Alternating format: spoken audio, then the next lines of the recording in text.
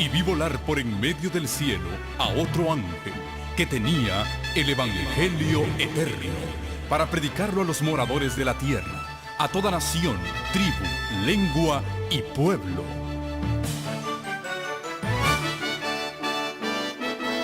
Con ustedes su programa cristiano con temas bíblicos de actualidad.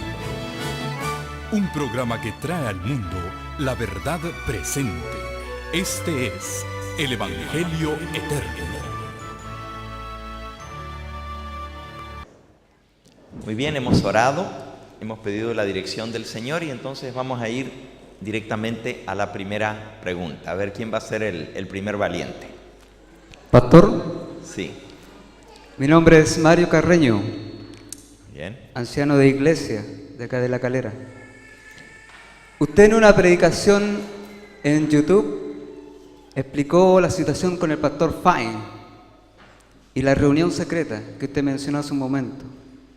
En aquella oportunidad usted señaló que el pastor Fine le había entregado más material o documentos o información.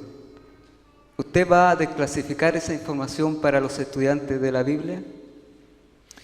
Sí, en la próxima presentación voy a mencionar un poco sobre esto y la información nueva que tenemos sobre el tema de la ley dominical en los Estados Unidos. Y voy a hablar un poquito para los que no escucharon esa presentación que han puesto en YouTube. Con mucho gusto voy a compartir eso con ustedes y alguna información más que tengo del pastor Fine. Así que lo dejamos pendiente para la segunda parte de esto, ya que voy a tocar específicamente ese tema. Muy bien, seguimos con la próxima pregunta.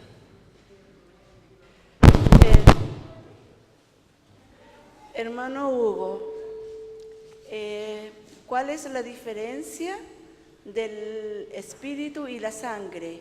¿Y dónde queda nuestro espíritu cuando nosotros bajamos al descanso? Eso quiero saber, hermano Hugo Gambetta. Gracias. Muy bien, esta es una pregunta interesante.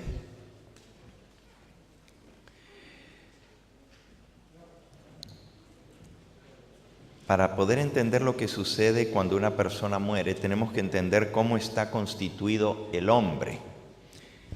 Y para esto tenemos que ir a cuando Dios lo creó en el libro de Génesis, en el capítulo 2. Génesis capítulo 2.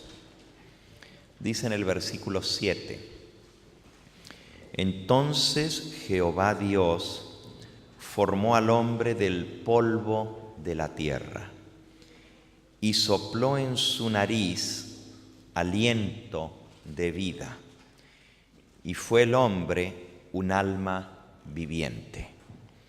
Cada uno de nosotros somos almas vivientes o seres vivos. La palabra alma se dice en el idioma original nefesh y se traduce de varias maneras en la Biblia, como alma, como ser viviente, como vida, como hombre, persona. Por ejemplo, en el libro también se puede referir a los animales que también son almas vivientes. En el capítulo 1 de Génesis y en el versículo 24, por ejemplo, dice: Luego dijo Dios, produzca la tierra seres vivientes. La palabra que se usa allí es nefeshim, en plural, que quiere decir almas vivientes o almas, según su género, y aquí se refiere a los animales. En Génesis, en el capítulo 12, según la Biblia que usted tenga, usted va a descubrir que en algunas dice almas, en otras dice ser vivo, se refiere a lo mismo.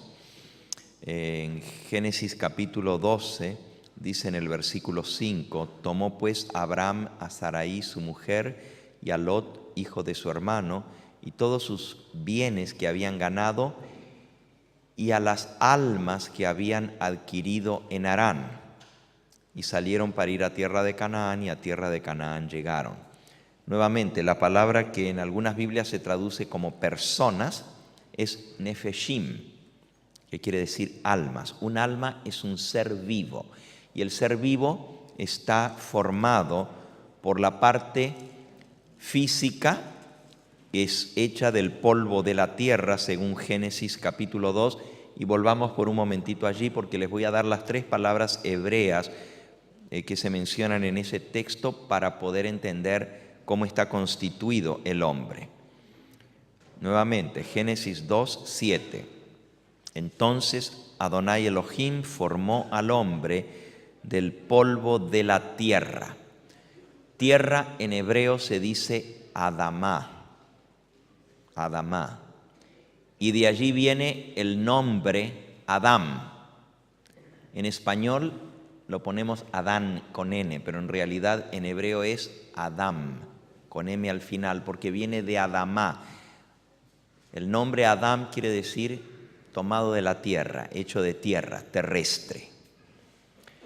Entonces el hombre está constituido por la parte física, que es la materia, el polvo de la tierra, y todo lo que nuestro cuerpo tiene se encuentra en la tierra. Son todos elementos tomados de la tierra.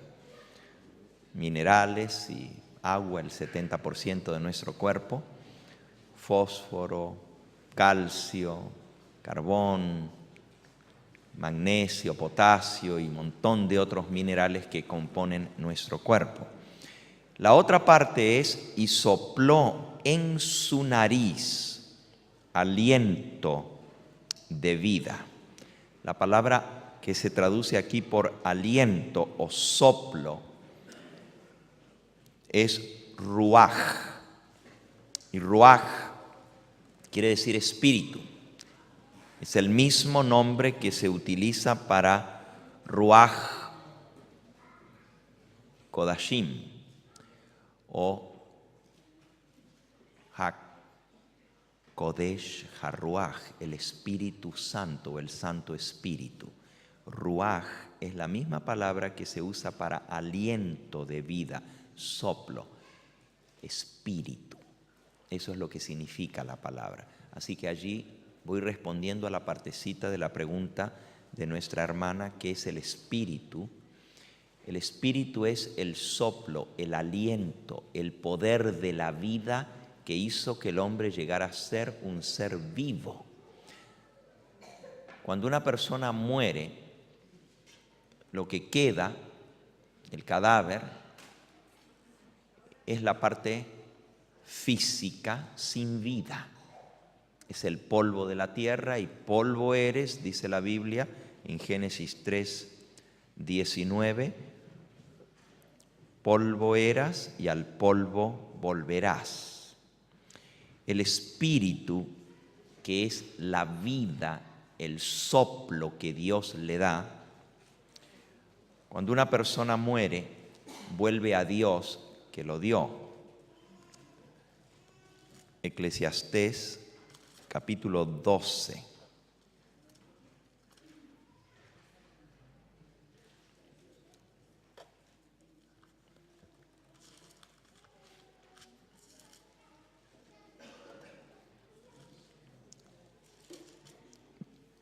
Eclesiastés 12, 7. Y el polvo vuelve a la tierra como era, y el espíritu, el ruaj, el soplo de vida, vuelve a Dios que lo dio. Lo mismo sucede con los animales cuando mueren. Eclesiastés capítulo 3 y versículo 19. Porque lo que sucede a los hijos de los hombres y lo que sucede a las bestias, un mismo suceso es. Como mueren los unos, así mueren los otros. Una misma respiración tienen todos, mismo espíritu. Ni tiene más el hombre que la bestia, porque todo es vanidad. Todo va a un mismo lugar. Todo es hecho del polvo y todo volverá al polvo. ¿Quién dice que el espíritu de los hijos de los hombres sube arriba y que el espíritu del animal desciende abajo a la tierra? Es una pregunta. ¿Quién dice? O sea, todo va a lo mismo. La misma vida que Dios le dio al animal es la misma vida que le dio al hombre. La diferencia es que el hombre fue hecho a imagen y semejanza de Dios, y Dios nos dio un cerebro, la capacidad de razonar, la capacidad de entender, de tomar decisiones, nos dio libre albedrío. Cuando el hombre muere, el espíritu vuelve a Dios y el polvo vuelve a la tierra. En la Biblia, el espíritu representa la parte emocional, la parte mental, la parte sentimental del ser humano también. A lo largo de toda la Biblia, la palabra ruaj se aplica para esa parte que no es tangible, que no la podemos tocar, pero que existe, los sentimientos, los pensamientos, las intenciones del corazón, los motivos, la parte no física, pero que existe en nosotros y que nos hace lo que somos, el temperamento, el carácter. Todo eso en la Biblia se utiliza la palabra espíritu o soplo para referirse a ello. Por eso cuando el hombre muere, el espíritu vuelve a Dios, que lo Dios no es un ente aparte del cuerpo. Aquí es donde viene el gran problema, porque la mayoría de las personas han sido enseñadas a creer que cuando una persona muere, el espíritu se desprende, se separa del cuerpo, y esto es doctrina pagana, filosofía griega. Eso viene de los griegos, de los babilonios, de los persas. Ustedes se acuerdan, Platón, Aristóteles, ¿no es cierto? Los grandes filósofos enseñaban que existe el cuerpo y que el cuerpo es la cárcel del espíritu, y que cuando uno muere el espíritu se libera del cuerpo. En la Biblia el espíritu es la vida que Dios da, y esa vida vuelve a Dios. Pero como el espíritu representa en la Biblia todo lo que es el hombre, su carácter, sus pensamientos, la suma total de nuestros recuerdos, de nuestros pensamientos, de nuestras intenciones, de nuestros sentimientos, todo eso, la suma de eso es el ruaj, el espíritu. Al volver a Dios, Dios guarda ese registro. No es algo pensante, no existe un espíritu pensante fuera del cuerpo. Pero hay un registro en el cielo, y ese registro queda con Dios.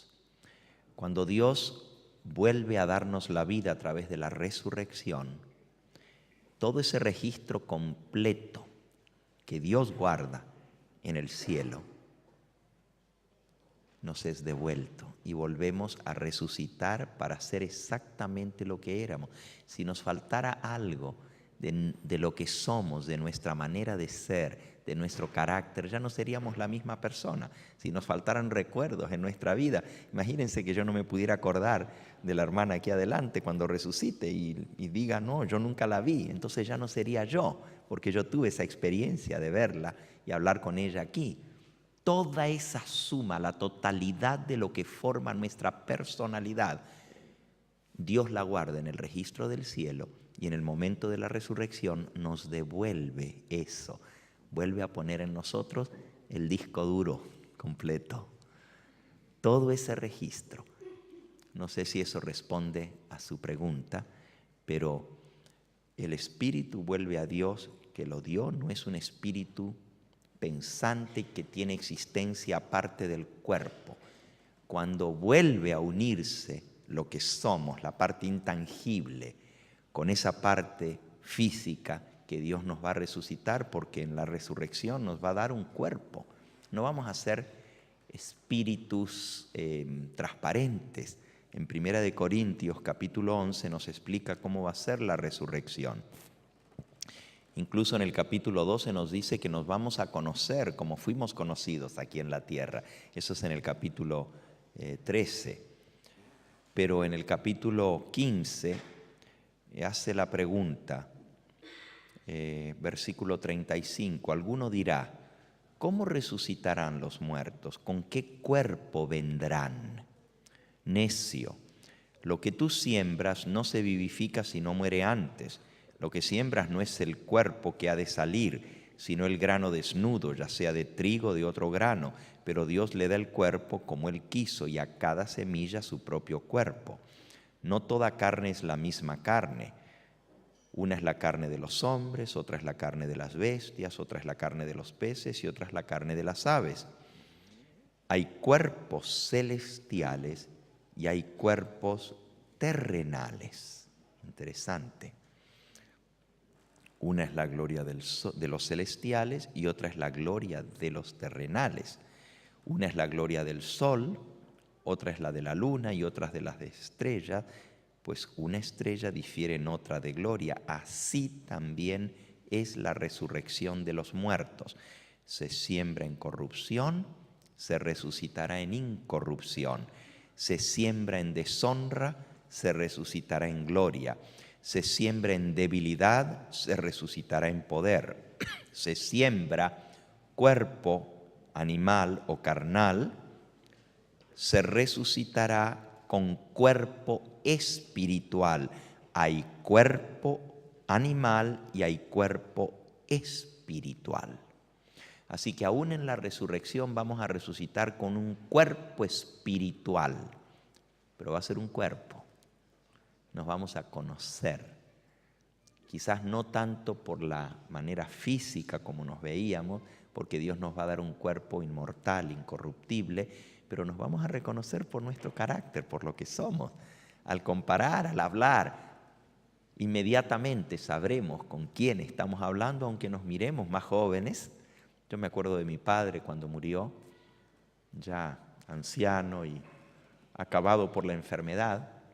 No era el mismo que yo conocí en sus años más jóvenes, pero cuando resucite va a resucitar con un cuerpo inmortal, un cuerpo perfecto, un cuerpo que no envejece, un cuerpo que no se enferma, un cuerpo espiritual, como dice aquí. Sin embargo, va a ser Él, va a ser mi padre y lo voy a conocer por su manera de hablar, por su personalidad, por todo lo que forma esa personalidad, sus sentimientos, sus recuerdos, todo lo que es la persona, esa es la suma que en la Biblia se le llama espíritu. Ese espíritu vuelve a Dios y Dios nos lo vuelve a dar en la resurrección. Espero que eso haya contestado la pregunta. Muy bien. La próxima, si quieres, puedes hacer la pregunta ya. ¿O es sobre esto mismo? No, ok, tienes que ir allá para... Sí, adelante. Pastor, la consulta que le quiero hacer es respecto de la caída de las dos torres en relación con la caída de la Bolsa de Valores después de 7 años casi exactos, porque la caída del World Trade Center fue el 11 de septiembre y la caída de la Bolsa Mundial el 15 de septiembre. Son 7 años exactos. Cuando uno examina los informes económicos, uno ve que hay un crecimiento económico a nivel mundial, ¿no? ¿Pudiéramos aparejar o comparar con los 7 años de prosperidad de José? Gracias. Bueno, todo es posible en esas comparaciones, ¿no es cierto? Sí se puede. Yo no haría de eso una profecía, pero sí debemos entender de que el mundo nunca más volvió a ser igual después del ataque terrorista en los Estados Unidos. Cambió la manera de ser del mundo y esto para mí introdujo lo que ahora conocemos como el fin del tiempo. En realidad las cosas se han dado mucho más rápido desde entonces para aquí. Sí hubo años de prosperidad. No sé si le podemos llamar prosperidad porque en realidad eran una prosperidad inflada. La gente estaba gastando lo que no tenía, lo menos en los Estados Unidos. La deuda externa se triplicó en esos 7 años y ahora entonces viene el fruto de eso. Así que si bien parecía una aparente prosperidad porque todo el mundo podía comprar, la gente compró propiedades, aún los que no calificaban para préstamos, etcétera, pero se estaba gastando un dinero que realmente no existía. porque no estaba representado por un apoyo económico de trabajo, era dinero en el aire. Y ahora se está pagando las consecuencias, y lo que está pasando en Estados Unidos, no sé si les podemos llamar los 7 años de las vacas flacas, pero está viniendo una recesión sumamente fuerte. No solamente la caída de la bolsa de valores, las instituciones financieras, prestamistas, especialmente de bienes raíces, se han cerrado literalmente por decenas y decenas, y aún ha afectado a grandes bancos con historial de más de 100 años de existencia en los Estados Unidos, que han tenido que cerrar, y las cosas no se están mejorando, ni siquiera con las nuevas elecciones. Ha habido un repunte esta semana, este jueves y viernes, de la bolsa de valores, pero todo esto es ficticio, porque se espera una caída aún mucho más grande. Para poder introducir la nueva moneda, ustedes lo saben, porque ha pasado en todos nuestros países. Acuérdense de lo que pasó en la Argentina hace años atrás, ¿no? Con la caída del peso y el tema del corralito y todo lo demás, que no hace ni falta recordarlo, pero primero tiene que venir la caída fuerte para entonces introducir una nueva moneda.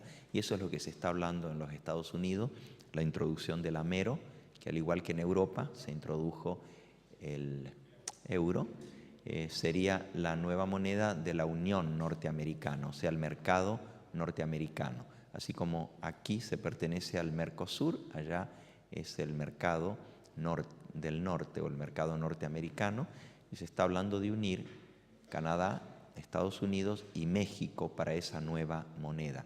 En realidad lo que se busca es la globalización para eventualmente llegar a una sola moneda mundial, equiparar todas las monedas a través de los mercados comunes y tener un banco mundial que pueda controlar las finanzas a nivel mundial. Eso es lo que viene detrás. En cuanto a vacas gordas y a vacas flacas, es una buena comparación. Podemos decir que hubo 7 años de aparente prosperidad, y ahora puede ser que vengan los 7 años, no sabemos si serán 7 tampoco, de zozobra económica, no solamente a nivel de Estados Unidos, sino va a afectar el mundo entero. Buenas tardes, pastor. Mi nombre es Freddy Silva, vengo de Santiago. La pregunta tiene que ver con el tema que se dio hace un rato, Mateo capítulo 24, versículo 14. Se entiende que allí el testimonio es dado por nosotros cuando somos mártires, ¿cierto? Pero hay muchas versiones que dice para testimonio. ¿Cómo se puede explicar eso?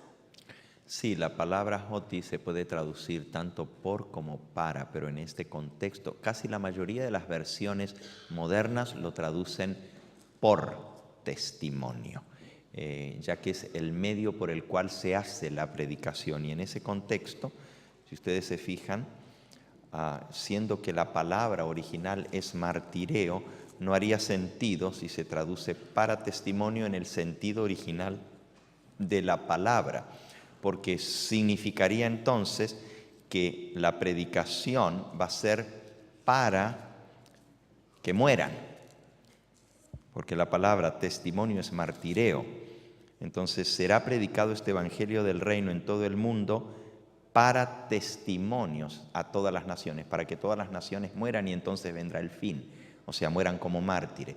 En el contexto original, la palabra que se traduce por o para es la misma en griego, pero hace mucho más sentido traducirla por testimonio, como la traduce la versión Valera del 90 o la versión Valera de 1909. Pastor, estamos muy contentos que esté usted acá para responder nuestras preguntas. Los preteristas señalan a Antíoco Epífanes IV como el cuerno pequeño y señalan que las naves de Quitim, mencionadas en Daniel 11:30, son tirrenes romanos, versión de los 70. ¿Cuán confiable esta traducción de los 70? ¿Y por qué Antíoco IV Epífanes no es el cuerno pequeño? Gracias. Es una pregunta teológica y sería muy interesante tener el tiempo para entrar en ese tema. Nosotros como adventistas no reconocemos ni creemos que el cumplimiento de Daniel en el cuerno pequeño sea Antíoco Epifanes por muchas razones, tanto textuales como históricas. No coinciden las fechas ni siquiera de la purificación del templo con la realidad histórica de lo que sucedió bajo Antíoco Epifanes, ni aún cortando los 2300 días a 1300, o sea, a la mitad, 1115, tampoco coinciden los días históricamente. Hay una gran cantidad, y si usted gustaría investigar este tema más a fondo, hay un libro que justamente se llama Antíoco Epifanes. Desgraciadamente no está traducido al castellano, pero es un libro muy bueno para poder leer, del doctor Shia, de la Universidad Adventista de Andrews, donde él da más de 15 razones por las cuales Antíoco Epifanes no puede ser el cumplimiento de la profecía del cuerno pequeño.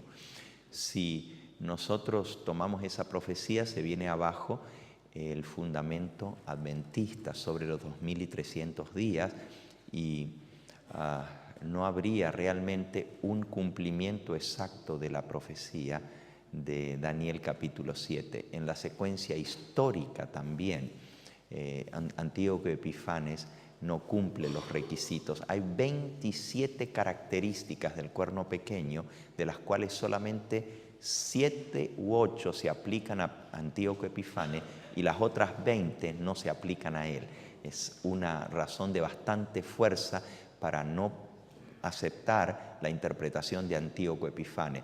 Y por cierto, quienes toman esa posición son los de la alta crítica y no creen en la inspiración del libro de Daniel, ni en cuanto que haya sido escrito por el mismo profeta Daniel, sino dicen que se escribió alrededor del siglo II a.C., cuando sucedieron los sucesos de Antíoco Epifanes, y no ve el libro de Daniel como profecía, sino como historia relatando lo que pasó, no más que el historiador cometió ciertos errores al poner las cifras y por eso no coinciden las cifras históricas. En otras palabras, son la alta crítica o la crítica racionalista a las escrituras las que toman estas posiciones, sobre todo de Antíoco Epifanes, y es para echar abajo la credibilidad profética del libro de Daniel. Pastor, muy buenas tardes. Yo vengo de parte de un grupo de jóvenes que estamos estudiando. En la profecía, en Joel 2, se dice que los ancianos tendrán sueños, los jóvenes tendrán visiones, ¿verdad? Últimamente se ha hablado mucho de un hombre que se llama Ernie Knoll, que usted también lo nombra en su página, lo cual usted expone la carta de Linda Kirk hablando en contra de él. Lo pone eso como lo prueba. Mi grupo quiere saber si usted tiene algún argumento, ya que es un argumento en contra del mensajero, pero si usted tiene algún argumento en contra de su mensaje. Bueno, esa es la pregunta que me encargaron que se le preguntara. Es cierto que nosotros debemos estar abiertos para la manera como Dios trabaja, y yo firmemente creo que en el tiempo del fin Dios va a dar sueños, visiones, y que podemos todavía ver manifestación del don profético entre el pueblo remanente de Dios, especialmente en este tiempo del fin. No estoy cerrado en contra el aceptar el don profético aún en nuestros días. Creo que Dios le dio el don profético a Elena de White y creo que ni tú ni yo divergimos en eso. Estamos completamente de acuerdo que Elena de White cumple los requisitos de un verdadero profeta. Mi problema con Ernie Knoll es que sus sueños son revisados antes de salir a publicación por una persona que conoce del espíritu de profecía. Él dice no tener mucho conocimiento del espíritu de profecía.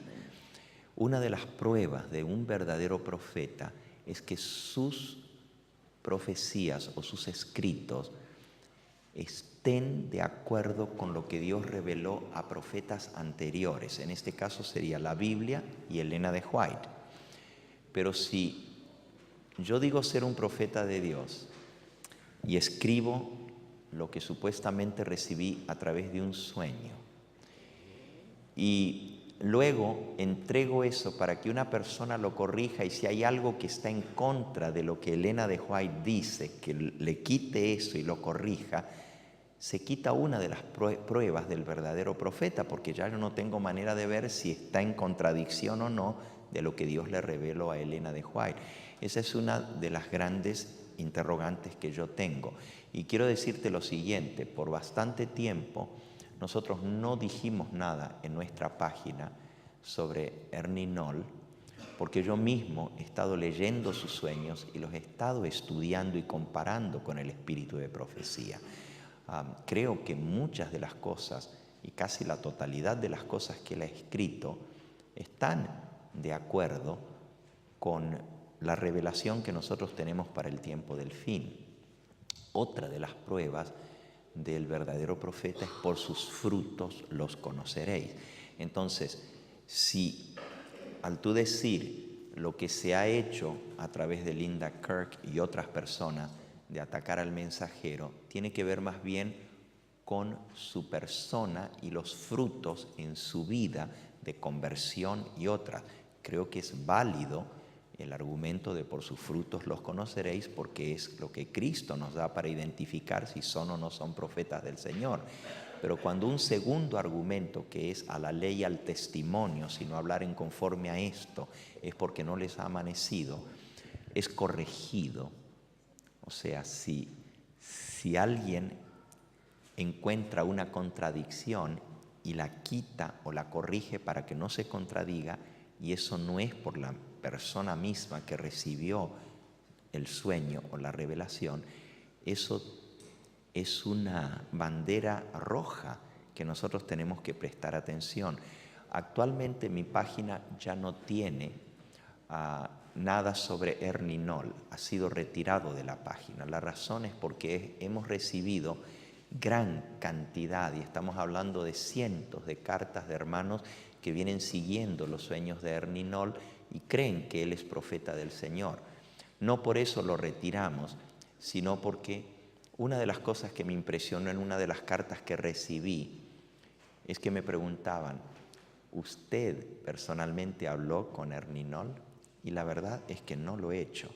Entonces me sentí como que era algo que yo no podía hacer, hablar de otra persona sin haber hablado personalmente con él y haber constatado en forma directa. Así que he hecho planes para en el mes de enero, o sea, dentro de 2 meses, voy a viajar para conocer personalmente a Ernie Knoll y poder hablar y hacerle muchas preguntas, interrogantes que tengo. Mientras tanto, he suspendido el declarar algo a favor o en contra de él, y ya no vas a encontrar en nuestra página del internet ninguna mención a los sueños de Ernie Knoll, porque quiero primero personalmente hablar y cumplir la regla bíblica y permitir que Dios sea el que me ayude a dilucidar estas cosas. Repito, no estoy en contra de que Dios pueda utilizar a otra u otras personas, inclusive jóvenes, para revelarles sueños y visiones, pero también tengo que creer que el Señor me dice que tenemos que ser muy cuidadosos para no ser engañados, porque allí mismo en Mateo 24, el versículo 11 nos dice: y muchos falsos profetas se levantarán y engañarán a muchos. Por eso tenemos que ser muy cuidadosos en este asunto, porque es uno de los medios que tiene Satanás para desviarnos.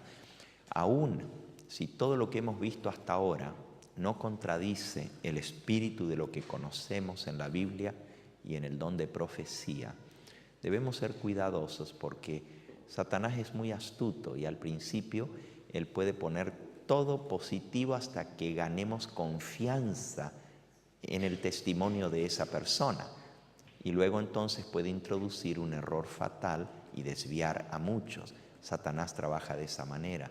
Por eso tenemos que ser cuidadosos.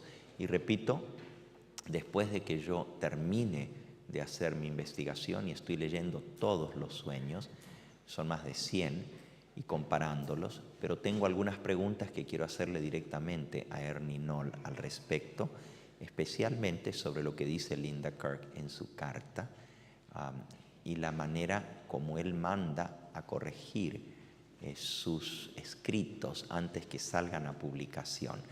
Y si eso es respondido satisfactoriamente, entonces tendré también la humildad de reconocer si he cometido un error en mi apreciación sobre su persona, y si descubro lo contrario, también tendré que tener el valor de ponerlo en mi página, contrario a lo que la mayoría de la gente que nos ha escrito defendiendo a Ernie Knoll sienten hasta este momento. Gracias. Adelante. Buenas tardes, pastor. Mi nombre es Lorena Melgarejo. La pregunta que tengo que hacerle no es mía, es de mi padre, que vive en Punta Arenas y por motivos de distancia no pudo venir. Vive a la altura de Santa Cruz, Río Gallego, usted que es argentino. Sí, Más al Punta sur Arenas, incluso. conozco Punta Arenas. Así que la pregunta viene de allá. La Iglesia Adventista ha solido enseñar, lo estamos viendo acá con las trompetas, que da una visión más histórica de las trompetas, como que ya pasaron. Usted, en cambio, entrega una interpretación profética, que las trompetas aún no han sucedido y que son súper factibles de suceder por lo que vimos ayer.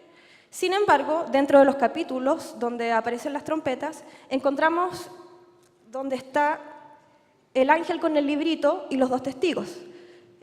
Históricamente, el ángel con el librito calza muy bien. Lo vemos con el chasco de 1844. Sin embargo, proféticamente, usted tiene, el ángel con el librito, ¿tiene una interpretación profética o mantiene una interpretación histórica? En Apocalipsis, capítulo 10, el mismo ángel con el librito le dice a Juan, después de decir en el versículo 9, el ángel me dijo, toma, come el librito, te amargará el vientre, pero en tu boca será dulce como la miel.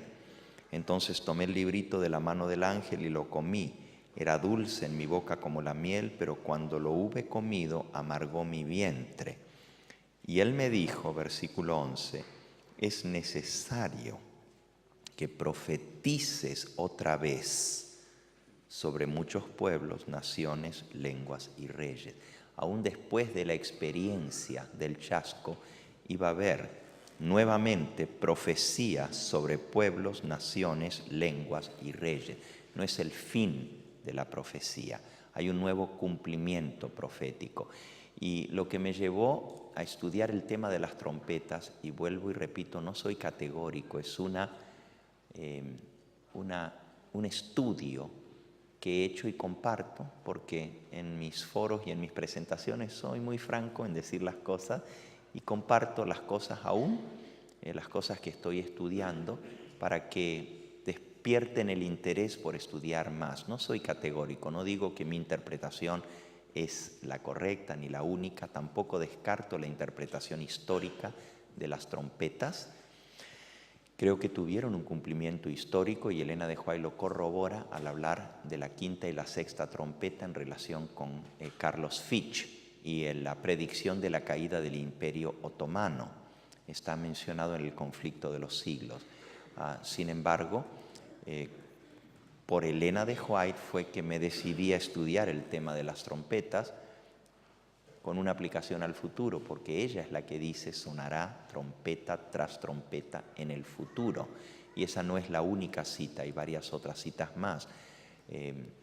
Yo prefiero una frase inspirada por el Señor que 10.000 comentarios de teólogos. Y si Elena de White dice que las trompetas van a sonar una tras otra en el futuro, pues acepto lo que está escrito y trato de alinear mi estudio en torno a lo que ha sido revelado. Y para poderlas poner en el futuro, pues eso es lo que he estudiado y he llegado a la conclusión que he presentado con ustedes en el día de ayer. No es definitiva, todavía estoy estudiando el tema.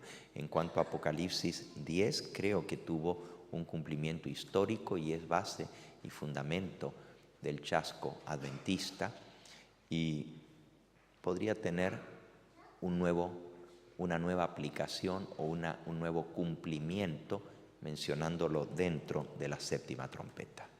Así como ya leímos hace un momento que Apocalipsis 11, cada versículo de Apocalipsis 11 se va a volver a cumplir otra vez y que tenemos que estudiarlo porque aunque se aplica a la Revolución Francesa y los dos testigos, etc., Elena de White, en la cita que leímos hace un momento, nos dice que estudiemos cada versículo de Apocalipsis 11 porque volverá a cumplirse al pie de la letra. Esa es una reaplicación, porque Elena de White también aplica Apocalipsis 11 a la Revolución Francesa. Pero la cita que leímos en la presentación anterior lo aplica al futuro también. Lo mismo hago con las trompetas, basándome en una así está escrito en el espíritu de profecía. Pastor, buenas tardes. Que Dios le bendiga. Gracias. Yendo al libro de Apocalipsis, capítulo 17, donde se nos habla de la bestia que era, ¿verdad? Y que no es y que después será, y habla de 7. 5 han, para la mente que tenga sabiduría, las 7 cabezas son 7 montes sobre los cuales se sienta la mujer, y son 7 reyes.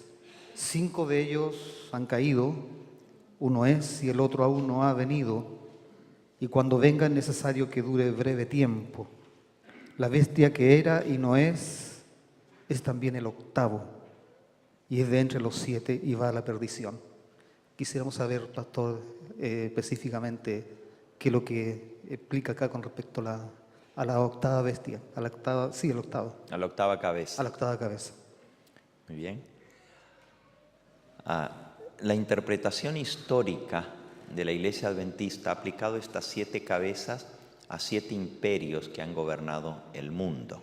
Sin embargo, los intérpretes difieren sobre desde dónde comenzar a contar. Algunos cuentan Egipto, Asiria, Babilonia, Medo-Persia y Grecia.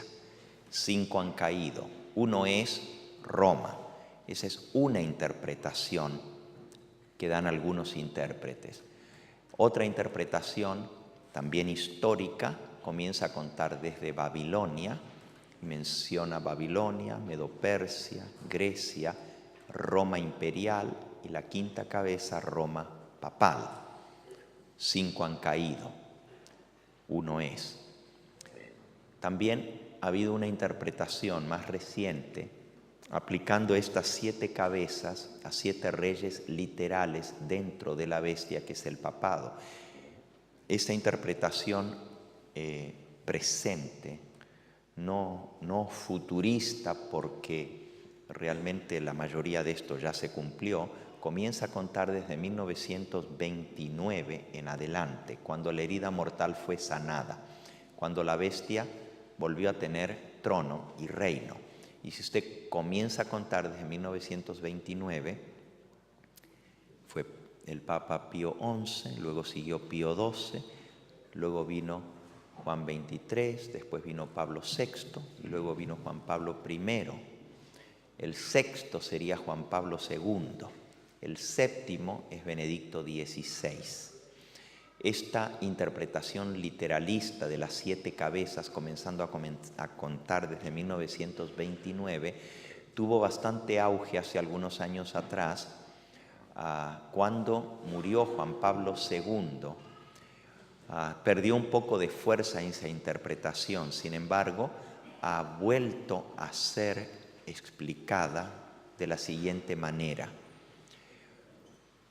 Los mismos 5 papas, el 6º es Juan Pablo II y el 7º es Benedicto XVI. Sería el último papa, si esta interpretación está correcta. El 8º es de los 7 y sube del abismo y va a perdición.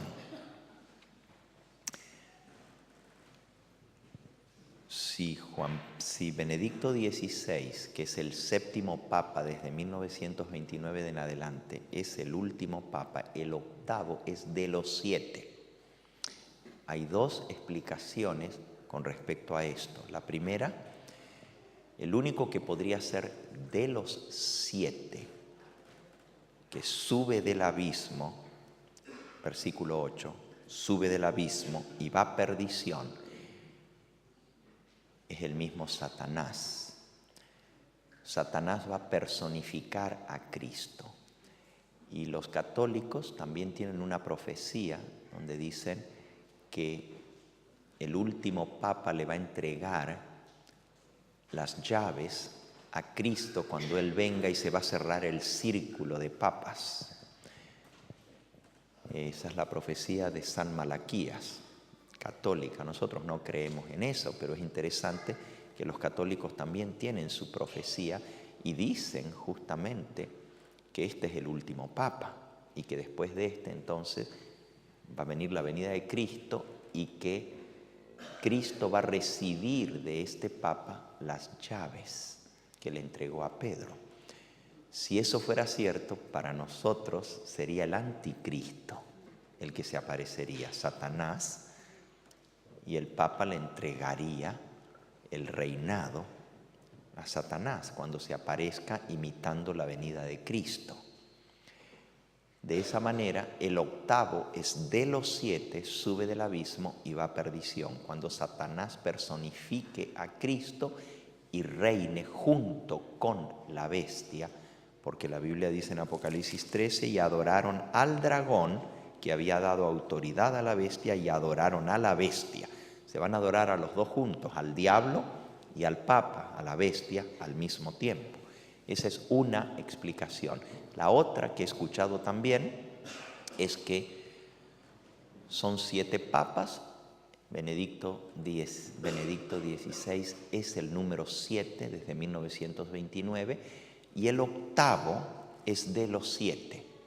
Esa interpretación es más literal todavía, tiene que ser uno de los 7 anteriores, que va a volver a reinar, pero los 7 anteriores están muertos. Entonces la única manera sería que uno de ellos volviera a reinar, volviendo a la vida otra vez. Esa interpretación dice que sería muy posible que Juan Pablo II resucitase, entre comillas, o sea, que un demonio personificase a Juan Pablo II en una supuesta resurrección de los muertos y volviese a tomar el control y fuera el Papa final del nuevo orden mundial, el número 8. ¿Es esto plausible? Bueno, todo es plausible. Si ustedes estudian un poquito el reinado de Juan Pablo II, el papa más amado en toda la historia del catolicismo, el papa más influyente en toda la historia del catolicismo, si ustedes ven la manera como el mundo entero se postró ante su féretro, los gobernantes de las naciones, si ustedes ven la manera como fue enterrado, y hay un video que pueden buscar en Google o en YouTube, en los dos está, tanto en Google como en YouTube, sobre el entierro de Juan Pablo II, y pongan entierro de Juan Pablo II y pueden ver ese video, y ahí le van a dar todas las explicaciones de por qué en el mundo esotérico o en el mundo espiritualista o ocultista, de la masonería, de la brujería y de los Illuminati, tiene más de 13 características o 13 características en su entierro que ellos creen que va a volver a resucitar. La forma del féretro, del cajón donde fue enterrado, las cosas que fueron enterradas con él, la ropa que le pusieron y un montón de otras cosas que en lenguaje ocultista habla de que se espera que esa persona vuelva a la vida. El video es sumamente interesante. Si usted le da credibilidad a eso, el mundo ocultista cree que Juan Pablo II podría resucitar. Si eso fuera así, sería un cumplimiento literal de que son 7 papas, pero hay un octavo que es de los 7, o sea, uno de los 7 sería Juan Pablo II, que volvería a la vida, y esto vendría a coincidir con explicación que nosotros damos de la aparición de Satanás en el tiempo del fin y de espíritus de demonios que se van a aparecer como personas muertas que han vuelto a la vida. Si fuera Juan Pablo II, imagínense el impacto que esto tuviera a nivel mundial, de que Él vuelva a resucitar y cómo el mundo entero se volcaría en pos de la bestia. Todo eso hasta ahora simplemente es una aplicación de esto. Yo la he presentado aún en algunas de mis presentaciones y he presentado hasta el video del entierro de Juan Pablo II.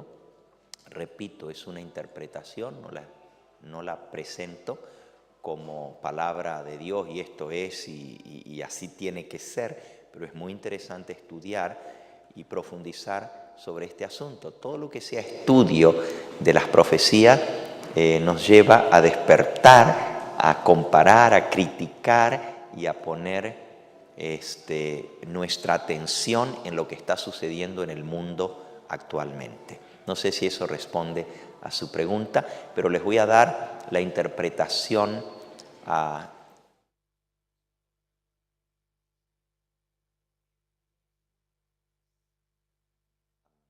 sólida. En lugar de comenzar a contar con Egipto o con Asiria, yo encuentro que en la Biblia se habla de 7 bestias, 7, 4 en Daniel y 3 en Apocalipsis. Las 4 de Daniel, ustedes las conocen, el león, el oso, el leopardo y la 4ª bestia con 10 cuernos, que representan a Babilonia, Medo-Persia, Grecia y Roma. En Apocalipsis hay 3 bestias más, una que surge del mar, la vimos en el tema de hoy, que es el papado, sería la 5ª bestia, el papado. Otra que sube de la tierra, que representa a Estados Unidos, sería la 6ª, ¿no es cierto? Y entonces hay una 7ª que sube del abismo, que también es el 8º y es de los 7. Muchos han visto, y hay muchos intérpretes, entre ellos Antolín Diestre, que ve el surgimiento del comunismo como un poder mundial y que duraría breve tiempo, y se rastrea al origen de esta bestia que sube del abismo, a la Revolución Francesa y lo que es el resultado de la Revolución Francesa, que se encarna con la Revolución Bolchevique y el establecimiento del comunismo a nivel mundial. El comunismo duraría breve tiempo y, como ya lo vimos, duró breve tiempo, pasó, pero hay un 8º que surge y que es de los 7 y que va a incluir eclépticamente, o sea, unificar todo lo anterior y sería el nuevo orden mundial.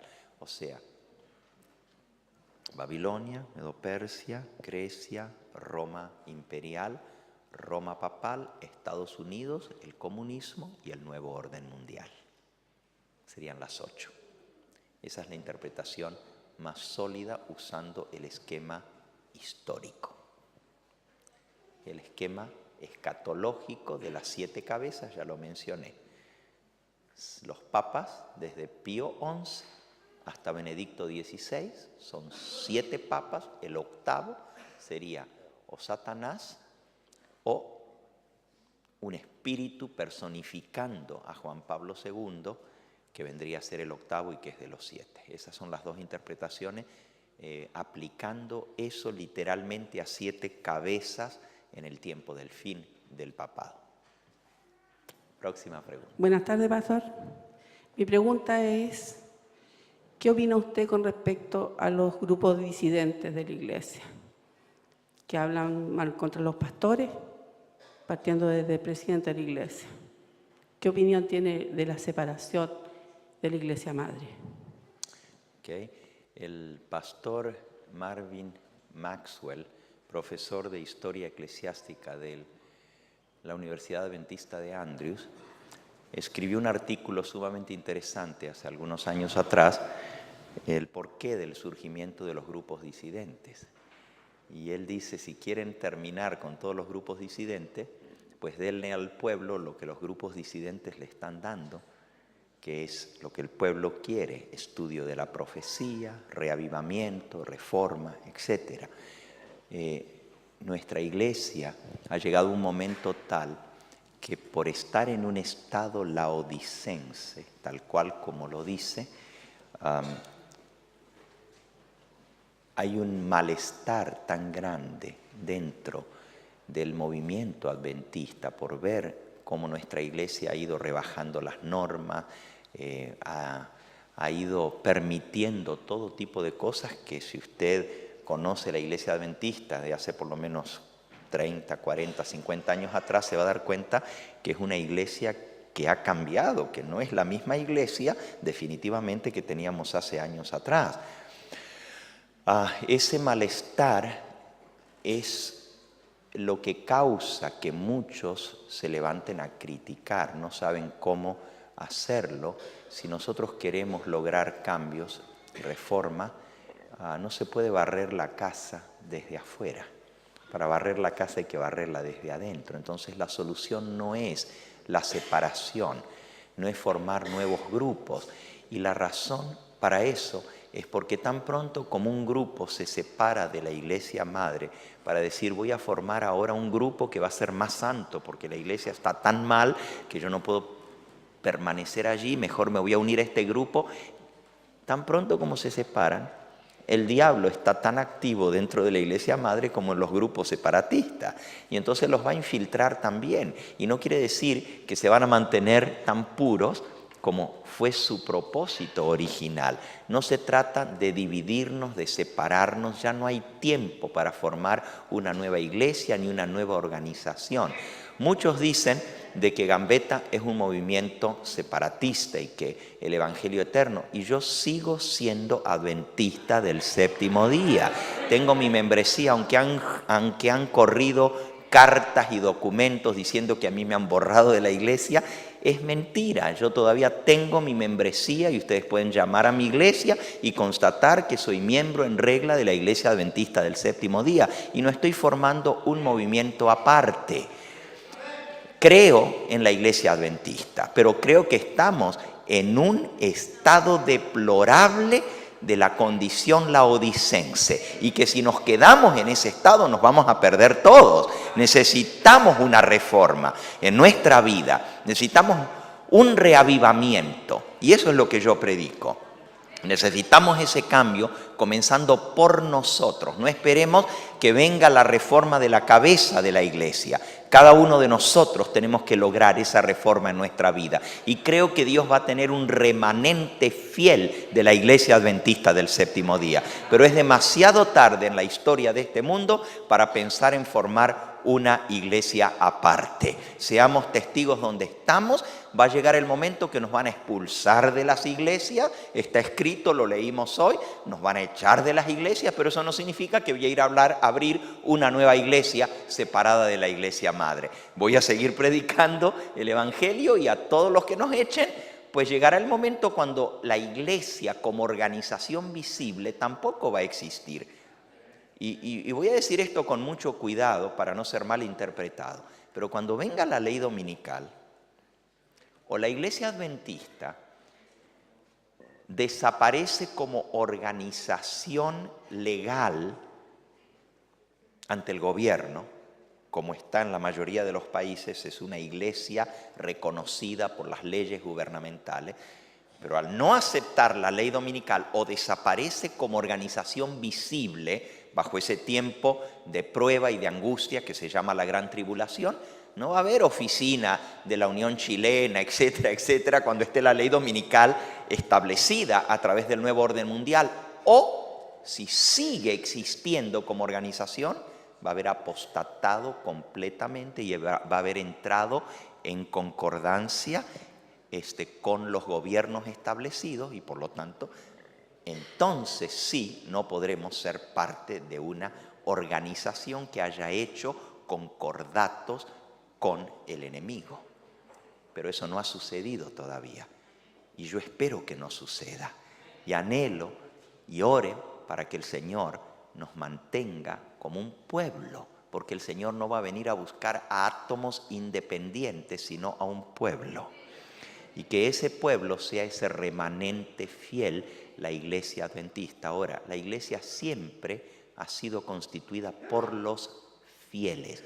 No es una organización, la iglesia, aunque necesita de una organización para operar. Yo no estoy en contra de una organización, pero recuerden que la iglesia, a lo largo de su historia, casi siempre las organizaciones, como fue cuando el pueblo de Israel escogió reyes y tuvieron una organización visible, cayeron en la apostasía. La Edad Media es otro ejemplo de eso, cuando la iglesia cristiana apostató y se unió con el gobierno, y entonces vino la gran apostasía que hoy conocemos como el catolicismo.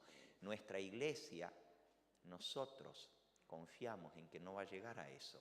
Sin embargo, uno ve con alarma cómo en más de un lugar del mundo nuestra organización ha entrado en el movimiento ecuménico y ha hecho concesiones con el Concilio Mundial de Iglesias. Por años, este servidor, desde que yo recuerdo, y tengo pues más de 40 años de ser pastor de la Iglesia Adventista, bueno, corrijo, hace 3 años que ya no estoy empleado por la organización, pero por 37 años he predicado como pastor de la Iglesia Adventista, y siempre he dicho, la única iglesia que no se va a unir al ecumenismo es la Iglesia Adventista, todas las demás se van a unir. Pero ahora cuando veo, por ejemplo, en Europa, que he estado recientemente, cómo la Iglesia ha hecho concesiones al Concilio Nacional de Iglesias en Alemania, en Francia, en Rumania, en Checoslovaquia y en otros países donde son parte del Concilio Mundial de Iglesias, son cosas que preocupan tremendamente. Y uno se pregunta, ¿qué va a pasar en el futuro? Yo quiero creer que Dios va a tomar las riendas del asunto y Él se va a encargar de mantener los 7,000 que no doblarán sus rodillas delante de Baal. Y yo quiero ser uno de esos 7,000, que en esta vez no van a ser 7,000, sino que van a ser 144,000, que no van a doblar sus rodillas delante de Baal. Con todo y eso, no apoyo movimientos disidentes. Sin embargo, apoyo la reforma en cualquiera que quiera reformar su vida y ayudar a reformar a otros dentro de los parámetros del movimiento adventista. ¿Se acabó el tiempo? Gracias. Me avisan cuando se acaban los 45 minutos, ¿ok? Adelante.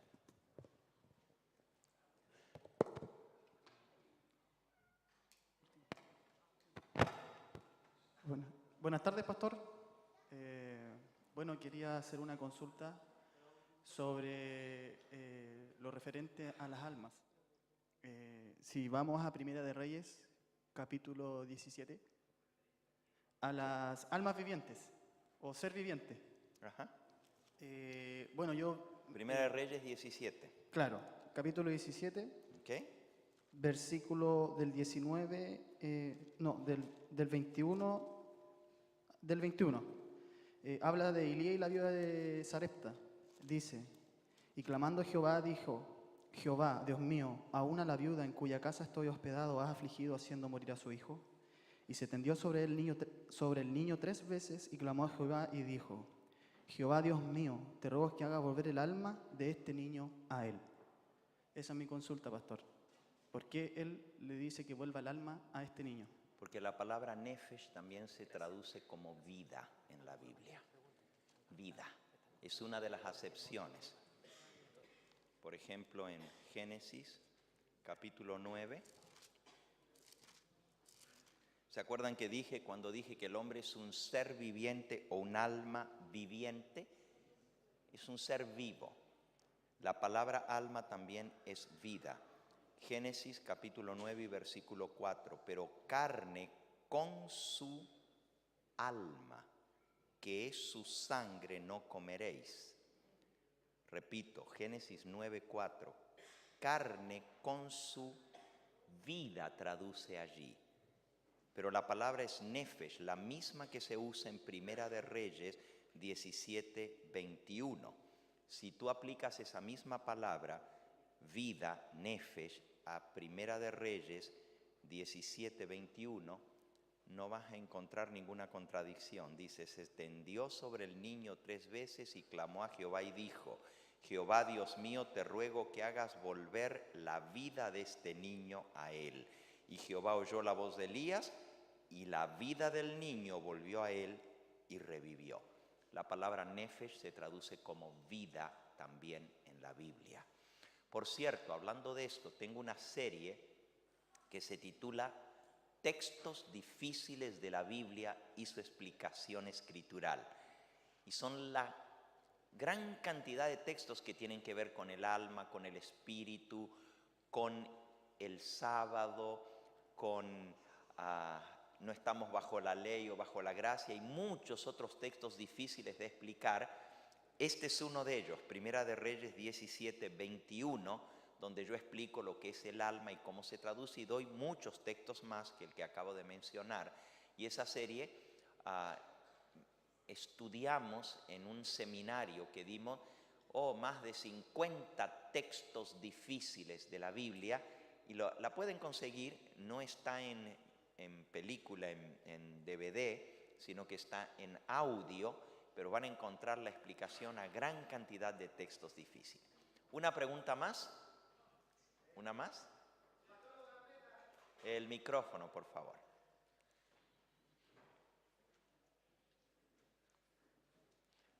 Para que salga grabado, ¿sí?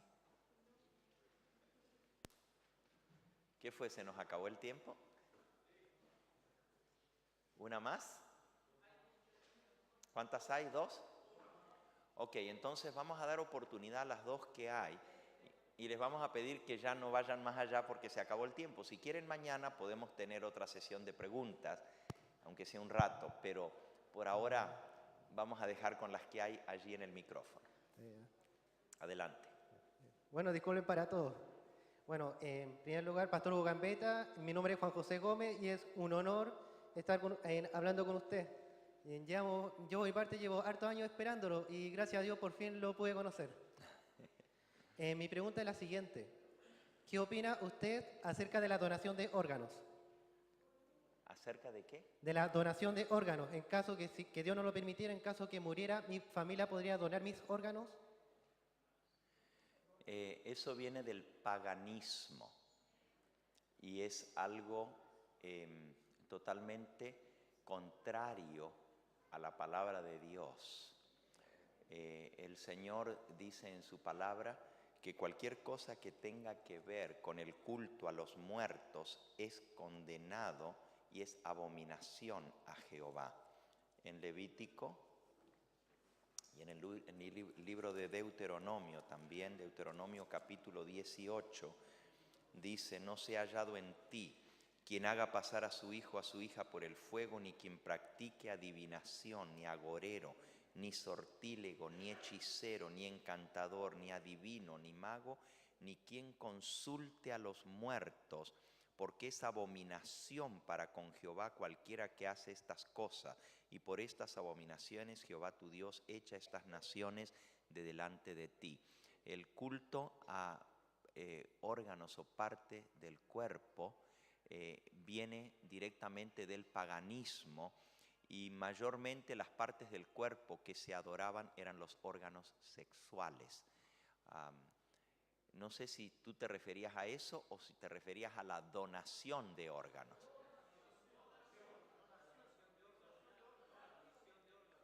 Ok, son dos cosas muy distintas, ok. Es que acerca de la donación de órganos. Yo entendí del regalo adoración. de órganos a una persona que está enferma, Adoración. de donación. Ok, la donación de órganos. En ese sentido, pienso de que es una manera de poder ayudar a nuestro prójimo. La donación de una córnea, incluso no tiene que estar muerta la persona para donar el órgano. ¿Cuántos de nosotros hemos sabido de personas que han recibido un riñón y les ha prolongado la vida, ¿no es cierto? No creo que sea contrario a ninguna instrucción que tengamos en la palabra de Dios.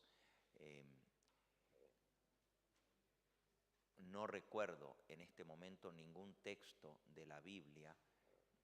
Lo único que se usa en contra de eso es el texto que usan los testigos de Jehová para decir que no se debe comer, que no se debe hacer transfusiones de sangre, pero el texto en realidad dice que no debemos comer la sangre.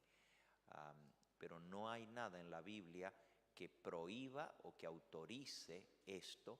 Creo que es un asunto médico que con el avance de la ciencia se ha logrado poder compartir la vida, incluso hasta el corazón ha sido trasplantado a través de donación de órganos y prolonga la oportunidad de vida y de salvación a las personas que lo necesitan. ¿Una pregunta más? Buenas tardes, pastor. Yo he estudiado el libro Deseado de toda la gente. La profeta Elena de White ve en la visión, cuando traen a la mujer acusada de adulterio, que Cristo está escribiendo los pecados de la humanidad en la arena. Pero me he encontrado con la gran sorpresa que en la Biblia Jerusalén, pegada al escrito, la Nácar Colunga, la Nueva Versión Internacional, ese pasaje dice que es espurio y que no lo escribió el apóstol Juan. Le pregunté al pastor adventista del distrito y me dijo, si yo quiero hablar del perdón de Dios, puedo tomar toda la Biblia. Fui a la librería cristiana, pedí la Nácar Colunga, la Jerusalén, la Unión Latinoamericana, y abajo sale que este texto no se encuentra en los manuscritos más antiguos ni en los más recientes. Esa sería mi pregunta. San Juan capítulo 8 se conoce como la perícope de la mujer adúltera.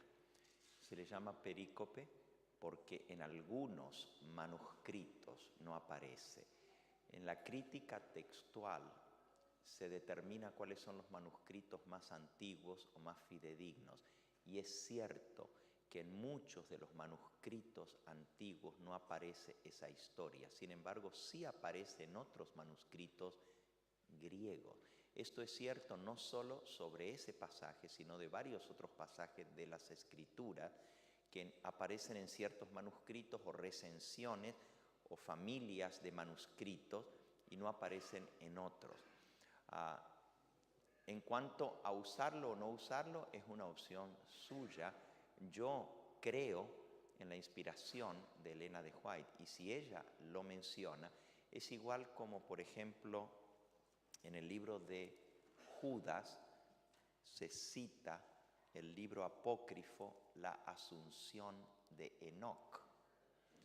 Y hay 14 menciones o citas de la Asunción de Enoc. Lo interesante es que Judas cita ciertas cosas, pero no cita otras, no cita todo el libro. Creo que un profeta inspirado por Dios sabe cómo citar correctamente. Y Elena de White también cita muchos libros históricos en el conflicto de los siglos. Ella lo dice en la introducción. Muchos la han acusado hasta de plagio y de copiar y que sus visiones no eran por revelación de Dios, sino que los copió de otros libros. Si ese fuera el criterio, pues entonces el libro de Judas, el 90% de lo que escribe Judas está tomado de un libro apócrifo, que es la Asunción de Enoc, que es un libro intertestamentario, o sea, no es inspirado por Dios. Y sin embargo Judas lo cita y nosotros creemos en la inspiración de Judas y creemos que él supo qué citar, porque es tan significativo lo que él cita como lo que no cita. Cuando usted lee la Asunción de Enoc y ve las barbaridades que dice ese libro, pero lee lo que Judas citó, y uno dice, pero ¿y por qué citó ese libro que es apócrifo? Porque no todo lo que no es inspirado por Dios necesariamente es mentira. Hay muchas cosas que son ciertas en la historia. El profeta de Dios sabe qué citar y qué no citar. En el caso de la perícope de la mujer adúltera, creo que Elena de White, por inspiración de Dios, lo incluye. Dios se lo mostró en visión, hasta incluso da detalles que no están en el mismo evangelio, que nos ayuda a entender que ella recibió más revelación que la que está escrita. Y si Dios tuvo a bien, en parte de su revelación que le dio a Elena de White, mencionar este caso, pienso, y ella habla mucho de María Magdalena, incluso identifica a la mujer adúltera con María Magdalena, y hasta da el detalle que ella había caído en la prostitución y fue encontrada en el acto del adulterio, la misma María Magdalena, porque fue violada de niña por su propio tío, que era Simón, que después llegó a ser Simón el leproso. Y ella relaciona todas esas historias, y de todas esas historias que están separadas en el Evangelio, ella muestra que es la misma persona. Yo creo en la inspiración de Elena de White y creo que esa es una base para creer que la perícope de la mujer adúltera es histórica y es válida. Última. Gracias, Pastor. Pastor Gambetta, quiero consultarle cuál va a ser la incidencia de Obama con respecto al mundo musulmán, ya que esta semana en una revista de Chile salía que su corazón estaba dividido entre los musulmanes y los israelitas, y si con él se cumplieron los 120 años desde 1888 del mensaje de la justificación. ¿Son dos preguntas o es la misma? La última como que no va mucho con la anterior, ¿verdad? Pero había que meterla dentro de la última pregunta. Está bien, se la damos por válida. Yo creo que es una comparación, respondiendo a la última partecita de tu pregunta, una comparación bastante interesante, que desde 1888 hasta nuestra época han pasado 120 años desde que Dios envió el mensaje que va a ser el mensaje que va a preparar a la iglesia para el fuerte pregón, el mensaje de la justificación por la fe, la justicia de Cristo. Y Dios nos ha dado 120 años de oportunidad. Si los desarrollos proféticos que estamos esperando se dan de aquí en adelante, podríamos decir que se vuelve a repetir la secuencia o la manera como Dios trabaja de dar 120 años de oportunidad, como le dio al mundo antediluviano, a su iglesia adventista. En cuanto al papel que juegan los musulmanes en profecía, yo pienso que estamos viendo un perfil muy claro de lo que está sucediendo a nivel mundial a través del Papa actual y su acercamiento al mundo musulmán. La Biblia dice que todo el mundo adoró a la bestia. Toda nación, tribu, lengua y pueblo adoraron a la bestia. También el mundo musulmán va a entrar. Y ha habido un acercamiento últimamente con el catolicismo en el mundo musulmán a través de... en el Corán se menciona a Mariam o a Miriam, ¿no es cierto?, que es la misma Virgen María, le llaman Miriam ellos en el Corán, y la Virgen María es una figura que acerca el mundo católico con el mundo musulmán. Por supuesto, la diferencia más grande es que el mundo musulmán no cree en las imágenes, mientras que el catolicismo cree en las imágenes, pero sí cree en las apariciones de María, y muchos musulmanes están siendo atraídos a una unificación con el catolicismo a través de las apariciones de la Virgen María. Que el mundo musulmán va a agachar la cabeza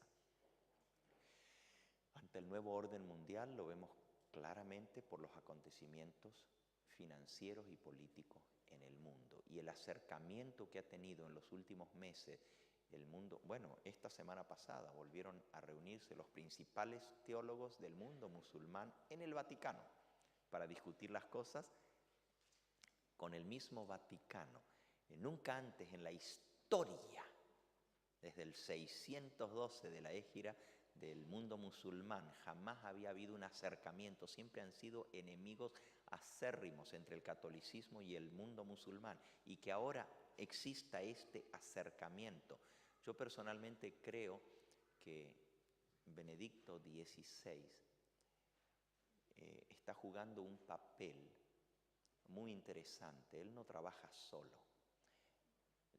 La supuesta frase que a él se le escapó que ofendió tanto al mundo musulmán, ustedes recuerdan hace unos meses atrás que él mencionó una frase que ofendió a los musulmanes y trajo un resultado tremendo de levantamiento, fue adrede. Los discursos que da Benedicto XVI no los tira de su mente, están todos escritos y preparados palabra por palabra de antemano, igual que los discursos de los presidentes de los Estados Unidos y etcétera, ¿no? Y el hecho de que él haya deslizado esa frase no fue un desliz, fue adrede, porque como resultado de eso, entonces ahora pudo pedir perdón al mundo musulmán y vino ese acercamiento que ha llevado a un diálogo muy fuerte. Y se acuerdan que al principio él ni respondió a la primera carta del diálogo. Cuando los musulmanes dijeron, pero usted nos ha ofendido, ahora tenemos que tener un diálogo para hablar, ni les contestó. Entonces la segunda vez fue más gente, más teólogos musulmanes que volvieron a protestar, que por qué no les habían prestado atención, y eso era exactamente lo que Benedicto XVI quería. La primera vez, si le hubiera contestado, hubiera alcanzado a cierto nivel, pero ya la segunda vez, cuando se euforizó el mundo musulmán por la supuesta ignorada de Benedicto XVI al pedido musulmán de tener un diálogo, ahora el diálogo se dio, pero ahora abarca a la élite de los musulmanes, que si lo hubiera contestado la primera vez, no lo hubieran logrado. En otras palabras, hay un plan maestro detrás de todo esto, y el mundo se está perfilando para la etapa final, donde el mundo entero va a entrar bajo el nuevo orden mundial, y obviamente esto tiene que ver también con el asunto financiero y el papel que juega el petróleo y todo lo demás en este tiempo final. Yo creo que la profecía se va a cumplir al pie de la letra y aún el mundo musulmán va a entrar bajo el arreglo del nuevo orden mundial. Muy bien, gracias.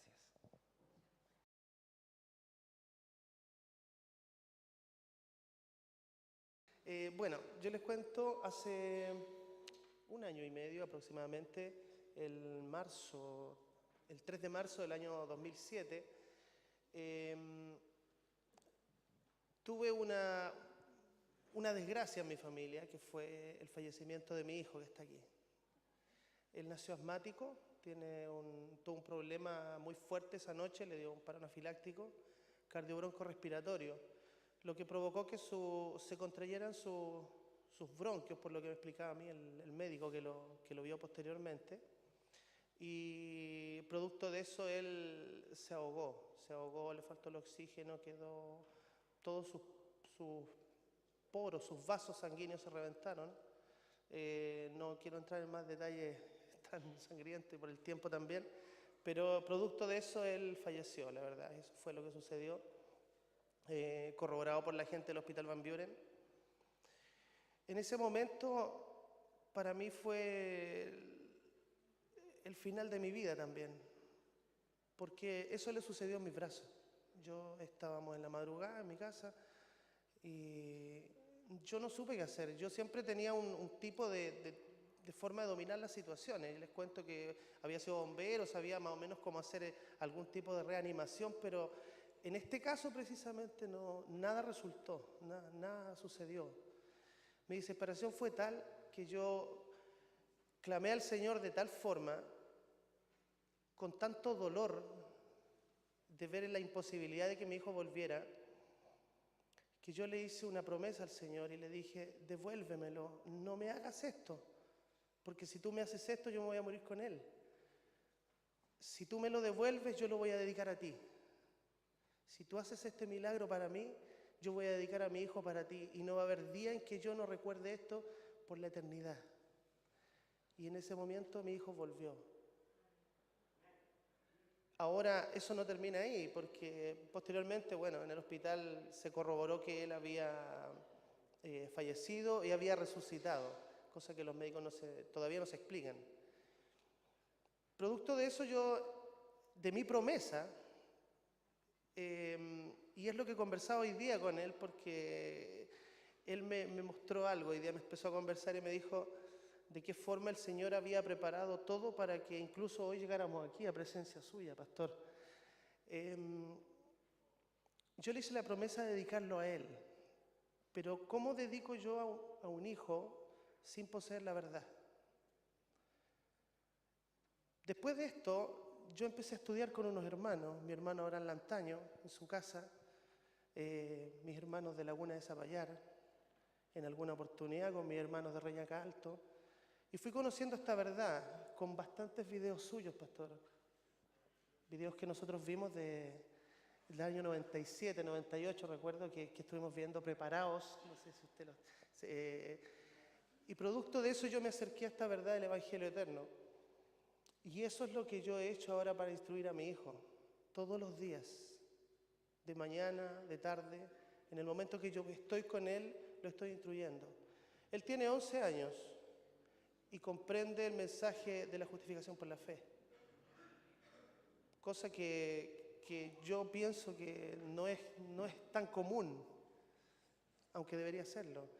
También producto de eso hemos sido un poco rechazados, tengo algunas hermanas aquí que hemos sido rechazados también de la iglesia, de nuestra iglesia adventista, e incluso se nos ha llamado terroristas teológicos, por querer hablar las cosas que usted recién conversaba acá. Lo que ha sucedido con el Papa, lo que ha sucedido con la economía. Porque dicen que si nosotros hablamos este mensaje, vamos a desocupar la iglesia, no va a quedar nadie. Incluso no nos han dejado predicar sobre esta verdad, producto de eso. Por eso fue tan importante para nosotros venir. Yo le cuento, pastor, que yo trabajo para una empresa de telecomunicaciones en el cual yo debería estar trabajando este fin de semana. Pero el Señor se las arregló para que yo estuviera aquí desde ayer. Ese es mi testimonio. Habían otras cosas que...